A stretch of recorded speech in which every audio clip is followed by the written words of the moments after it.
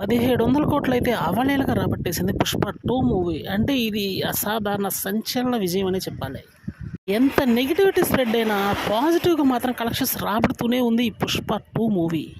ఆకాశమే హద్దుగా చెలరేగిందని చెప్పాలి. ఇంకా మరి కొద్ది రోజుల్లో 'Baahubali 2' gross collections world wide అంటే 1810 కోట్లయితే అవలీలగా కవర్ చేసే అవకాశం చాలా గట్టిగా ఉంది. ఒక 1 వీక్లో అయితే ఈ రికార్డు కూడా మటాష్ అవుతుందని చెప్పాలి.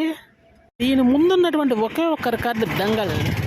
ఈ మూవీని కూడా క్రాస్ చేసి నొక్కేసేస్తే ఇక ఏమీ ఉండదు, మొత్తం పుష్పనే ఉంటుంది.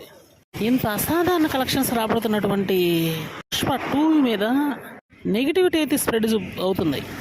ఏది ఏమైనప్పటికీ సినిమాని సినిమాలాగా చూసే జనాలు ఉన్నంత కాలం ఇటువంటి మూవీలు భారీ బ్లాక్ బస్టర్స్ అవుతూనే ఉంటాయి.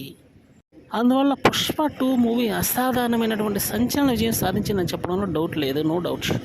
ఇటువంటి భారీ స్థాయి విజయాలు మాత్రం ఒక టాలీవుడ్ నుండే వస్తాయని చెప్పడంలో డౌట్ లేకపోవచ్చు. తమిళ నుంచి కానీ కన్నడ నుంచి కానీ మ్యాక్సిమం రావు, వస్తే హిందీ నుంచి రావాలంతే. 'దంగల్' తర్వాత అటువంటి మూవీ ఏం లేదు.